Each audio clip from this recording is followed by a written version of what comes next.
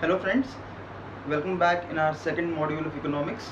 My name is Ninad Pandit. I am the faculty at Savarkar IAS Study Cell. In our first session, we discussed about the index of economics and we started with our first chapter, that is Introduction to Economics. In that Introduction to Economics, we covered our first topic, that is how economics evolved as a separate subject, and later on we shifted to the second topic, which is evolution of money. In evolution of money, we discussed three phases of money, that is first is barter system, later on coinage, and then paper currency. Out of these three, we discussed first two, that is barter system and coinage, and we are going to discuss today, that is a paper currency and types of money, and how various currencies, various world currencies are related with dollar. We'll start our today's lecture with paper currency. You might be thinking, when paper currency evolved, paper actually don't have any value like coins, or in the barter system valuable commodities having the value, but paper actually does not have any practical value in economics. So why we adopted or how we adopted this paper currency?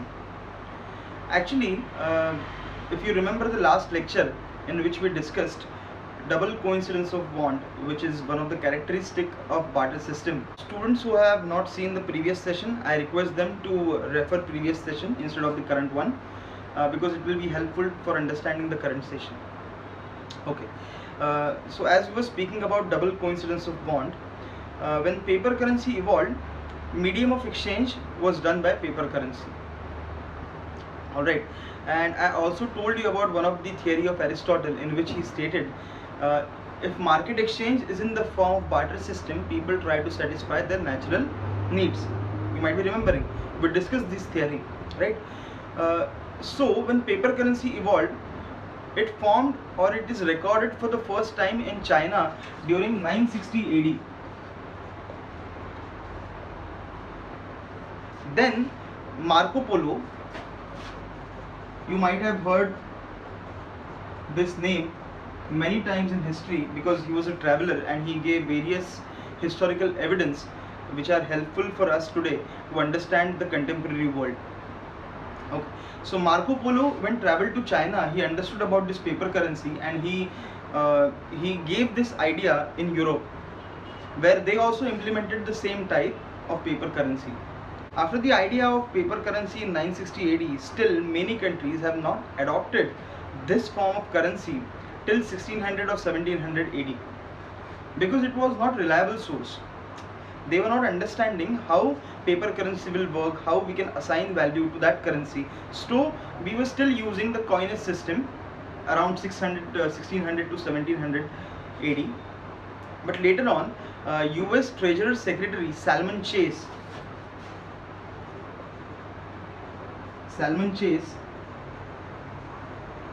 formed in 1862. They created $5, $10 and $20 notes. They printed these notes during 1862. And what they did, they assigned value of this dollar with respect to gold. During 1900, they came out with Gold Standardization Act, or Gold Standard Act, in which they assigned value of dollar to gold.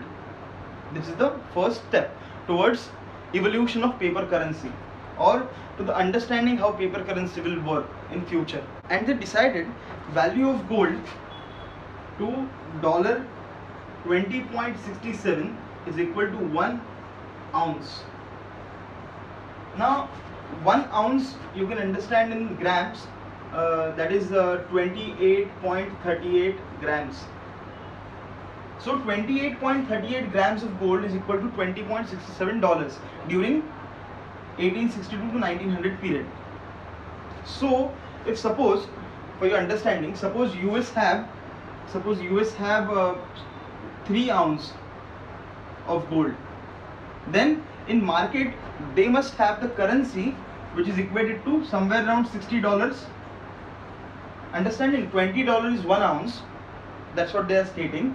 So 3 ounce if the gold US have, then in market currency must be $60. That's what the understanding, right? So they started working on this principle. Later on, Europe also adopted the same approach and they pegged their currency to gold. But during the phase of 1914 to 1919 World War I, US and Europe printed paper currency irrespective of their gold reserves, due to which these countries were the most affected ones due to Great Depression of 1928, which we are going to study in our upcoming sessions. After the first session, we are going to study the crisis related to money, in which we'll be discussing about Great Depression and South Asian crisis, which gave a broader understanding to our concept about money. Alright, so due to 1919, this hyperinflation came in the place because more money was there in the market, irrespective of the gold reserves. So this hyperinflationary conditions, what US government did, they increased the value of gold. To tackle this situation, US government came out with an act known as Gold Reserve Act, in which they stated no private holding of gold must take place instead of or without a license. So it increased the value of gold. That is, $35 is equal to 1 ounce. Now, as the value of gold increased to $35 1 ounce, which means more dollar is in the market. Getting the point? Or just understand it by a simple example. Suppose a gold reserve is stationary. Gold reserve is stationary. That is, suppose we have 100 ounce of gold. 100 ounce of gold and money in the market is $100. Right? So 1 ounce of gold will become $1. Clear? Now 100 ounce of gold and dollar in the market increases to, this is the first condition. Second condition, 100 ounce gold and $200 in the market. Now what will happen? Now 1 ounce will become $2. The same thing is happening. $20 for 1 ounce, $35 for 1 ounce, which means more dollars were in the market. To tackle this situation, they increased the value of gold. So this happened during the period of 1934. By that time, US created restrictions for gold holding because their gold reserves were diminishing by that time. So they came out with this act. By the end of 1945, the period in which World War II ended, US had highest amount of gold reserves. So US pegged their currency, or US pegged their dollars to gold, and other countries pegged their currencies to US dollar because it was easy way in the international market for trading. So US dollar became dominant in international market as they were having more gold reserves. But if you will understand, you might be having one more question, that why they are connecting their currencies to gold, because gold was treated as the most valuable commodity by that time. But later on, or you can think in the current period, we don't have that value of gold as we used to have in the period of 1950s or 40s with respect to our paper currency. Currently, you can think in this manner that money is related with our resources. Okay, so as many as resources or as many as manufacturing units in current scenario are there in our nation will be relating with our money or our paper currency. So the final output is done by manufacturing unit. The final good is produced by manufacturing unit. This final good is related with the resources. So our money is related with the total resources what we have in our nation.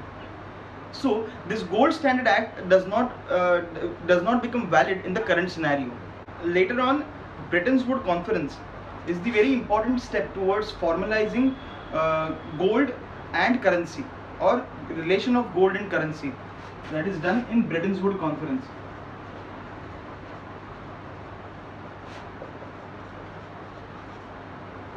Bretton Woods Conference, which took place in the period of 1945 after the end of World War II, in which all nations they agreed for relation of their currency to gold. As US had most of the gold reserves, so they related their currency to dollar. Now, after this scenario, many countries they started buying gold from US at that current value, that is $38 for 1 ounce, and people started buying gold reserves from US for $38. Now, as gold reserves will start, as this will happen, as countries will start buying gold from US, the US gold reserve will start diminishing, and they will start moving from their country to another country, right? So to understand this phase, suppose US had 100 ounce of gold in 1945, and suppose dollar in the market again $100. Okay, so 1 ounce will become $1. Okay, now what countries will start doing? Countries will start buying gold for $1 1 ounce from US. Then what will happen? US will get $1, but gold reserve will become minus 1 ounce, which means dollars will be more in the market as compared to gold reserves. Correct? So dollar value will start diminishing. So understand why I am saying the dollar value will diminish, because now, as I told you, 100 ounce of gold, if country bought one ounce of gold, US will have 99 ounce of gold left, and dollar in the market will become $101. So when we'll divide 99 to 101, will give us 0.99 per ounce per dollar, means 0.99 per dollar. Okay, so countries will start getting gold in a cheaper and cheaper price, because US gold reserve is diminishing, whereas they are having more and more money in their market. So US understood this problem, because they had 19.5 billion gold reserves by the time of 1960, which reduced down to 14.5 billion reserves during 1970 period. So Nixon, he decoupled gold from dollar. So when gold went into the free market, whereas it does not have any relationship with dollar, the value of gold rose to $124 per ounce. So countries won't be paying $124 because they don't have $124 with them, because the trade was not happening at that level that countries' foreign reserve in dollar will be at 124, and they'll be spending $124 for a gold instead of buying some another entity. So other entities or other commodities started getting more and more value than gold.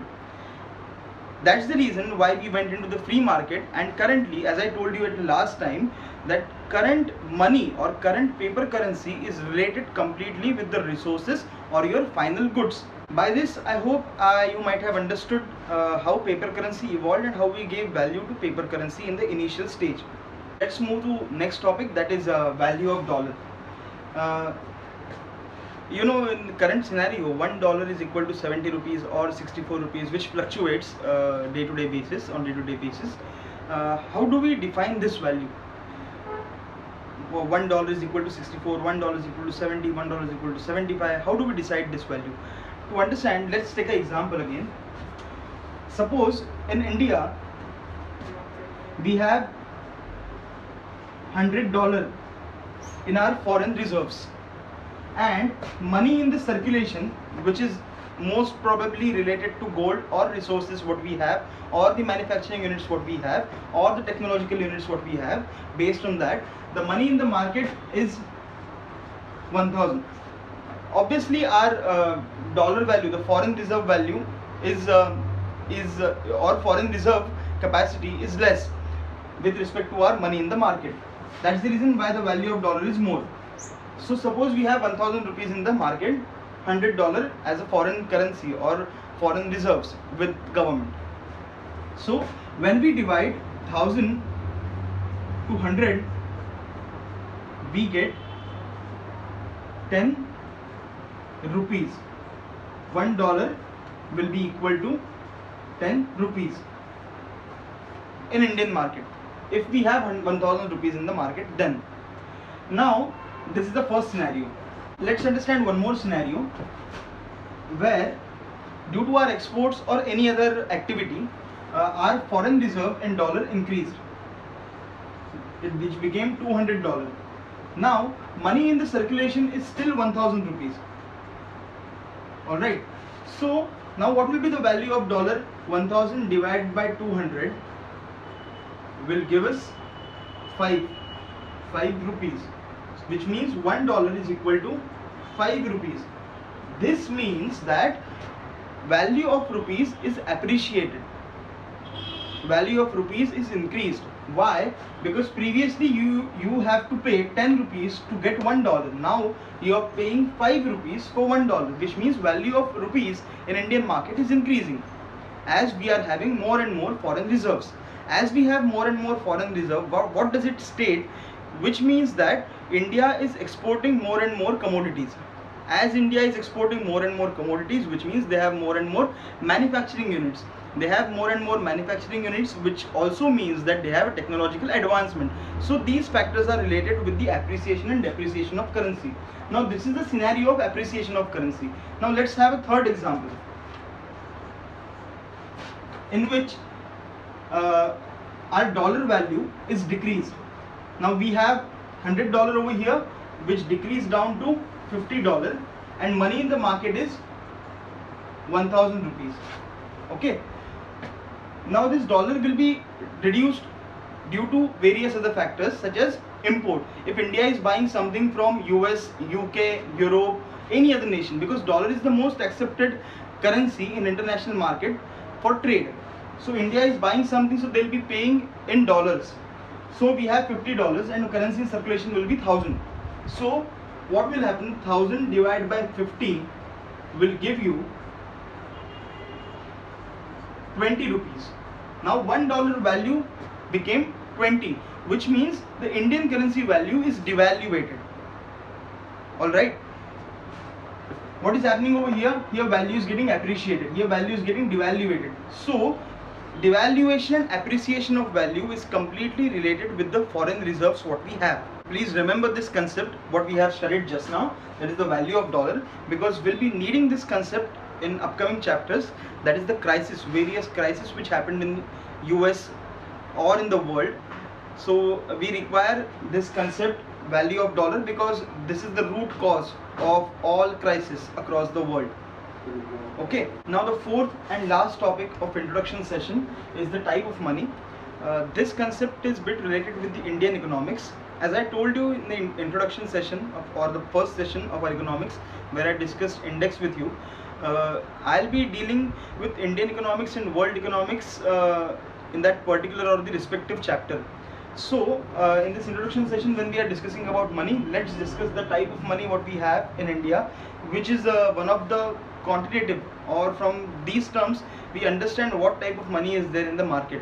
So there are total 5 types of money, that is M0, M1, M2, M3 and M4. Before this, let's understand one more term which is called as liquidity. Liquidity in economics means that suppose I have gold with me, will be more liquid part. Suppose if I have cash in my hand, will be the more liquid, which means that what amount of money or what type of money you have in your hand when you go in the market can be sold or can be used for getting any kind of stuff will have more liquidity. So for example, cash in your hand will be the more liquid form. Demand deposits or your saving account in your bank will be a next liquidity form or the next more liquid form. Then your gold reserves will move more ahead because to encash that gold, you have to go through a big procedure, right? So it will move in the later part of a liquidity. So that's what we call liquidity, where the part or the type of money what you have in your hand will be useful for you to buy any kind of stuff from the market. So that's what we call liquidity. Now first understand M0. M0 is also called as reserve money. What comes into M0 is that currency in circulation plus bankers deposit in RBI, Reserve Bank of India. Bankers deposit which means if you have SBI Bank, Bank of Baroda or all other banks, all banks, they deposit some part of their money to RBI for the safer side. Alright, so whatever deposit they make, we'll be understanding this bankers deposit in our banking section separately. But for current understanding, just understand whatever amount bank is providing to RBI for their safety is called as bankers deposit in RBI, plus other deposits in RBI. If any other company or any other manufacturing unit or any private entity, if is doing some deposits in RBI, will also be counted as M0 or reserve money. Okay, then the next one is M1, which is also called as narrow money. In narrow money, what will come? Cash or currency in circulation plus demand deposits of bank. Now, demand deposit will be dealing separately again in banking sector, but for this current section's understanding, demand deposit means your saving account. If you have current account or your fixed deposit, you can't be taking out or you can't be withdrawing money that easily. As easily you can withdraw money from your demand account or your saving account. That's the reason it will be more liquid form, right, as compared to time deposits, because it will have less liquidity. You have to go through a long procedure to get that cash from bank, whereas demand deposit you can withdraw any point of time, right, because you can't be paying from your fixed deposit to a fixed deposit ATM card to petrol pump or to restaurants, but you can pay from your demand deposit ATM card to any place. That's the reason it have more liquidity. Then the third type is M2, which means M1 plus post office saving. M1, which means cash in circulation or currency in circulation plus demand deposits of bank, demand deposit which means the saving account, plus post office saving. Then the fourth one, M3, which is also called as broad money. In M3 we have M1 plus time deposits. Now time deposits, which means fixed deposits or recurring deposit what we have in banks, will be again dealing with this fixed deposit and recurring deposit, which are the part of time deposits in the banking sector. So M1, which means again currency in circulation plus demand deposit of bank and time deposits. Here the post office saving is not added. Now again last one, the fifth type, that is the money M4, in which we have M3 which means M1 and time deposit plus post office saving. Okay, so these are the 5 types of money. Now if I can tell you to formulate them on the liquidity pattern, I can tell M1, we can't be calculating M0 as liquidity part because it's a reserve money, so we can't be thinking about the liquidity of M0. So M1 is more liquid than M2, is more liquid than M3, is more liquid than M4. Why? Because M1, currency in your hand which have more value, you can easily buy any stuff with this money. M2 is lesser liquid than M1 but is more liquid than M3, and M3 is lesser liquid than M2 but is more liquid than M4, right? With this we have completed our first chapter of economics, that is Introduction to Economics, in which we covered how economics evolved as a separate subject, evolution of money, in which we discussed barter system, coinage and paper currency, then value of dollar, and later on type of monies. So in next chapter we will be discussing world crisis which are related with money. So stay tuned for the next session. Thank you very much.